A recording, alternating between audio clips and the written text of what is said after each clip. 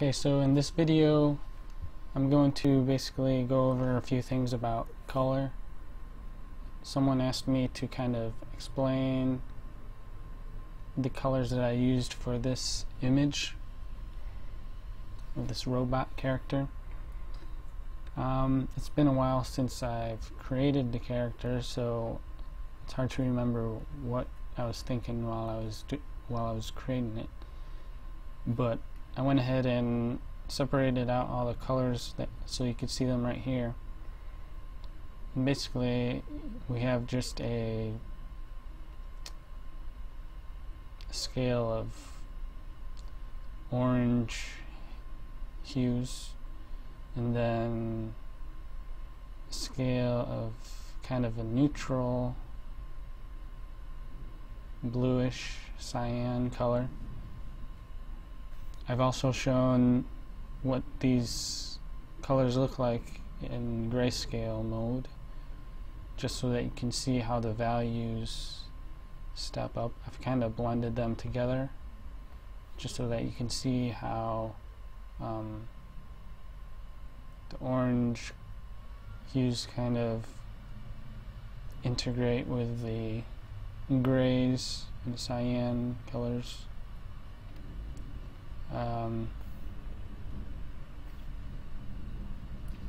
What I like to think of when I'm using color is I like to think of like the munsell system, and if you don't know what that is, basically it looks like this, and basically I got this off Wikipedia. Basically the munsell color system works like this. It has like the value scale down the center, darks all the way to the lights, white. And then you have the hues circling around it, kind of radiating around it at different angles. So like over here you have yellow, red, you got yellow, and then green, blue, transitions, basically the whole spectrum of colors. And then you have going out from the center, basically the chroma scale. And what the chroma scale is, basically it shows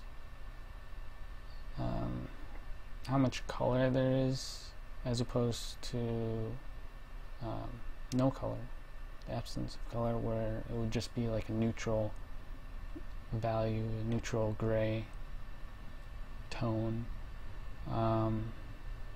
So right here it's like zero chroma, basically.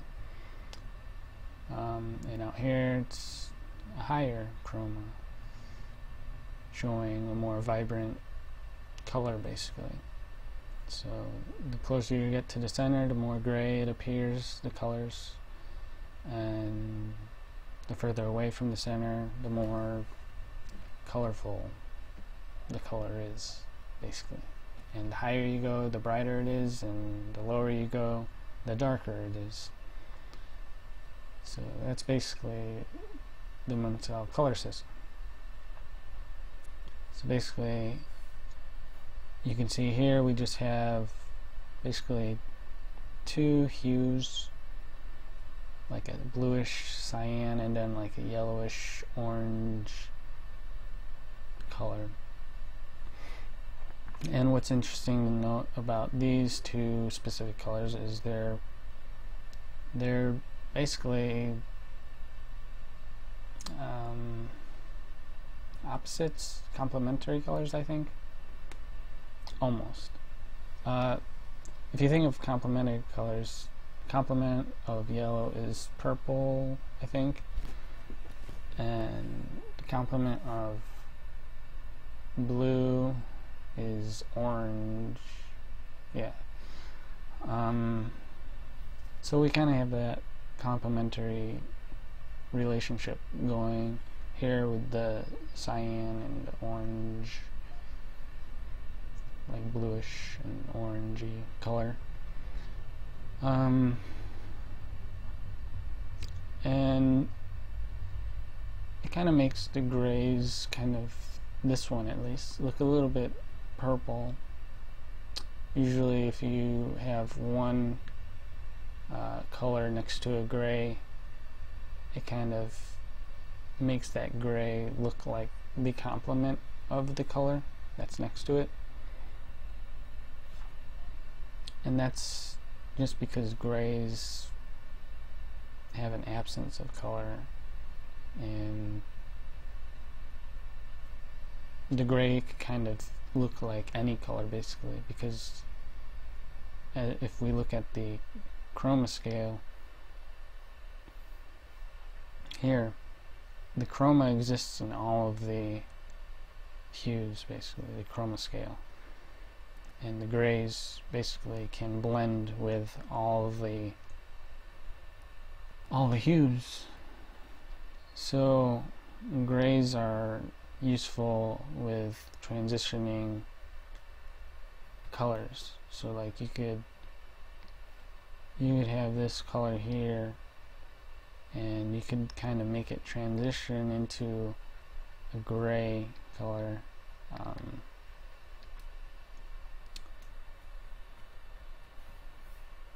So if we want to transition this into the gray, we just kind of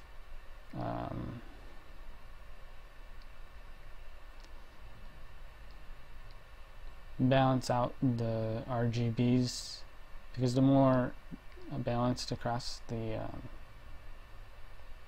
RGB, the more gray it is, if you're using RGB mode. So we just kind of move it slightly off that, and it'll kind of be like in between, like a transition tone basically, and you can kind of adjust that to, make it more or less gray depending on what you want.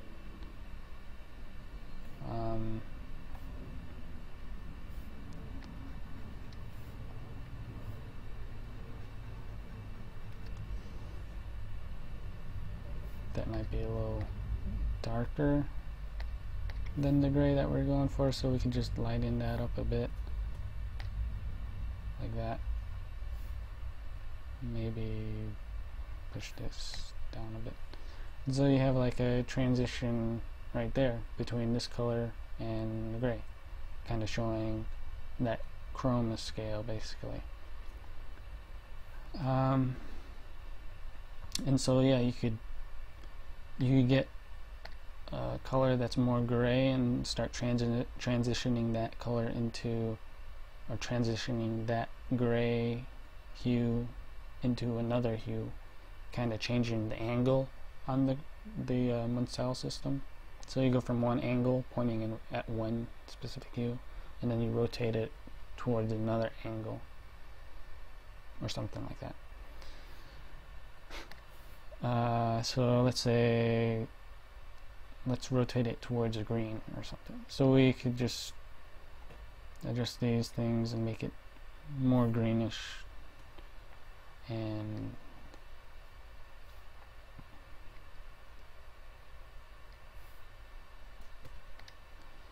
you want to transition it progressively,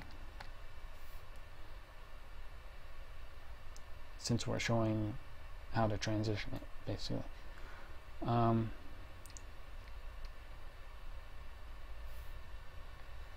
So that, like that, you see how it goes from this orange color, transitions to the green color, but as it does that, it kind of gets more gray in between. But it doesn't have to always be, it doesn't have to go all the way gray. It could go,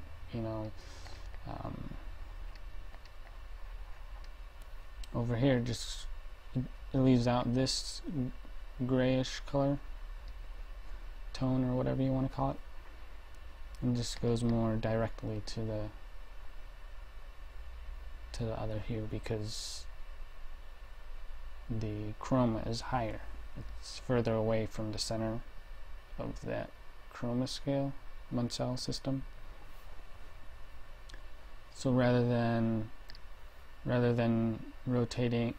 going down here and then up over to the green, we're just kind of going down and to the green like that, basically. And you could like do these different transitions at different distances away from the center, basically. And you could also go up and down the value scale as well, darker and lighter as you transition. Or you could just transition on the same hue if you want, up and down. And so you could just kind of bounce these three things with each other and just kind of play with it, and it basically all works together. So now the person asked me like why I used these colors or something, or why they look good or something. Well, I guess one thing is like they're kind of complementary colors, with the blue and orange, although these are more yellowish and cyanish color. And some would say that that's kind of more complementary, because like with the way the complementary system works is like it uses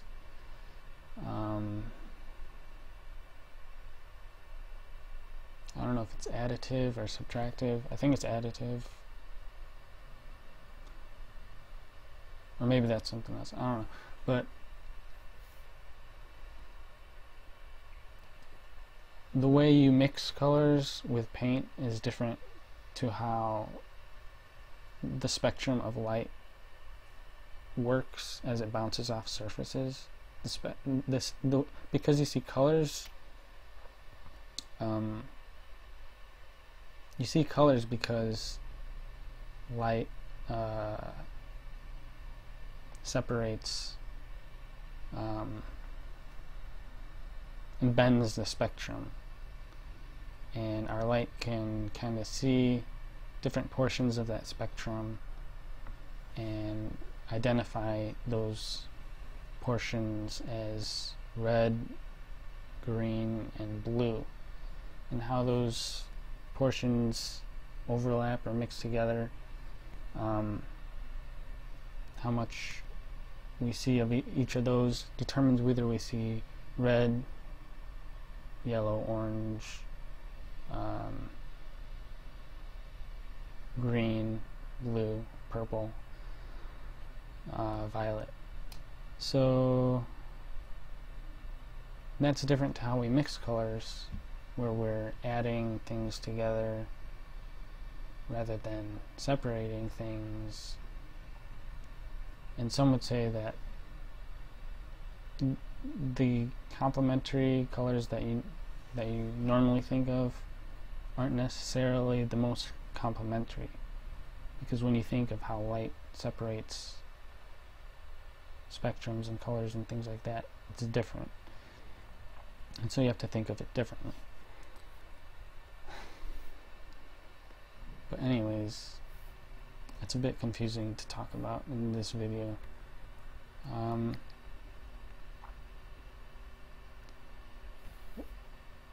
Usually I like to use like darks around the edges or next to kind of brighter colors, and then you can kind of like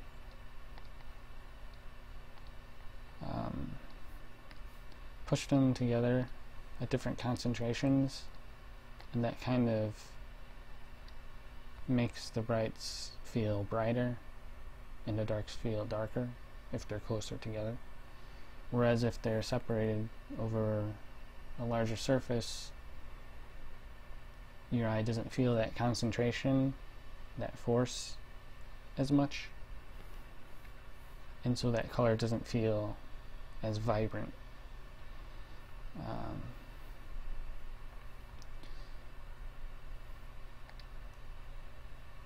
So, and that, I guess you could talk about saturation and desaturation. That's kind of the same thing as I was talking about with the chroma scale. Like,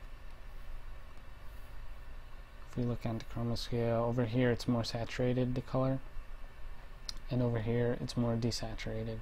And what that means is just like, you know, how much chroma there is, how much color. You know, there's more, it's more colorful further away from the center, and it's less colorful towards the center.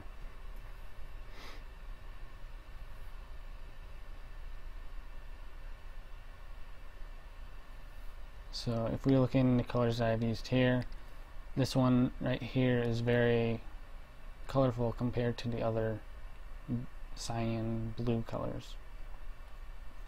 Right here, this one feels the most saturated out of the orange yellow colors. This one's kind of saturated, but it doesn't feel as saturated.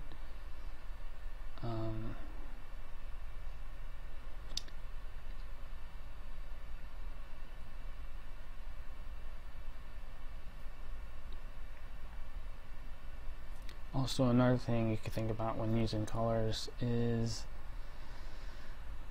the warmth and the coolness of the colors. So again, I have a warm hue and a cool hue. The warm hues are like yellows, reds, and the cool hues are, you know, cyans, blues.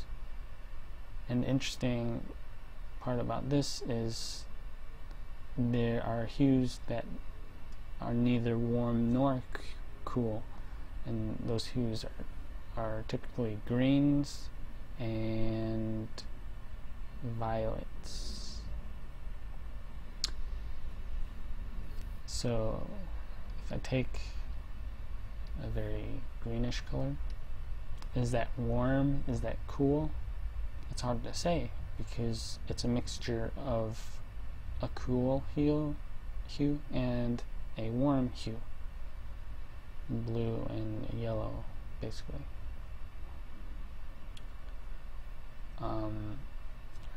And again with the violet, is that warm? Is that cool?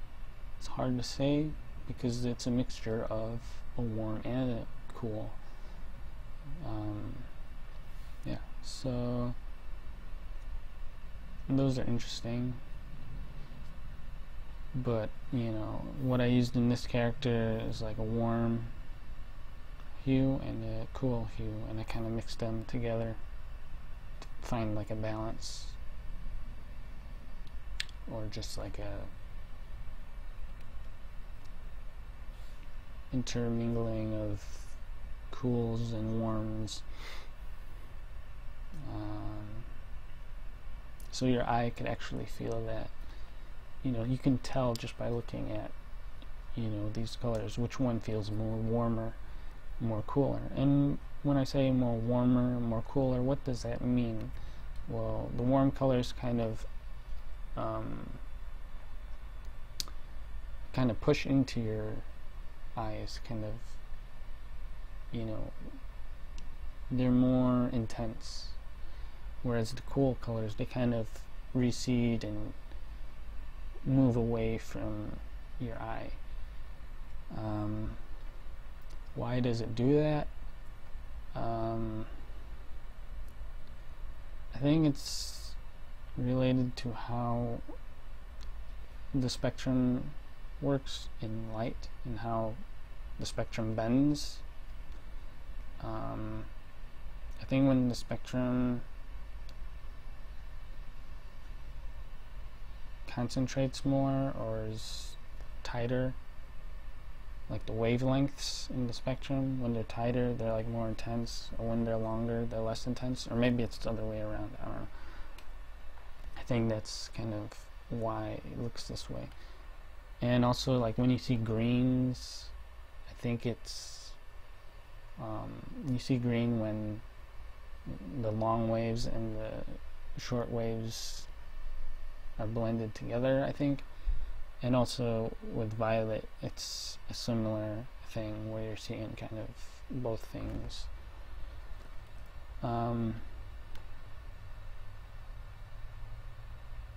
Something like that.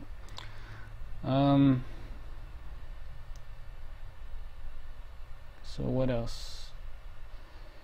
So cools, warms,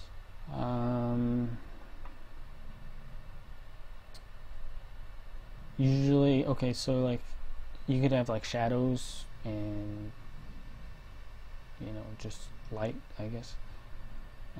When you have the absence of light, you have shadows. So like when there's less light, there'll usually be less color, right? Because color comes from light. When light, the spectrum bends. So usually when you're shading things or drawing or painting something, usually towards, you know, the shadows, things more likely are to get desaturated rather than saturated, and things towards the light probably are more probable to get more saturated because there's more intense light and it's kind of bending the spectrum more intensely or whatever. So I don't know, there's various things to think about, and it's all related to how light works, how it bends, how it separates the spectrum into colors and things like that, and how your eye works as well, and your mind, how your mind interprets what your eye is seeing.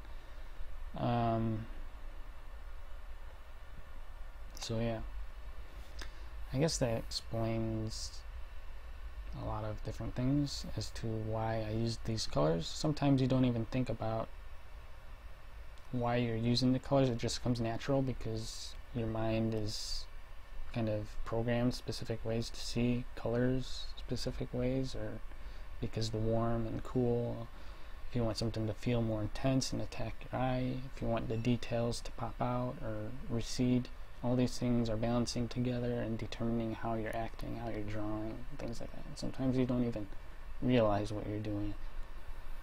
But the more you look into things and discover how things work, the more tools you'll have to use at your disposal, basically. And so just understanding how stuff works will kind of improve your ability to use the colors or whatever that you're using, you know.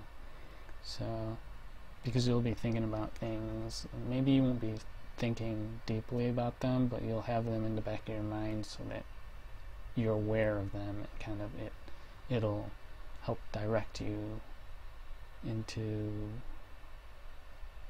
creating whatever you're creating. So yeah, I'll just leave you with that for now. And if you have any more questions, leave them in the comments, or yeah.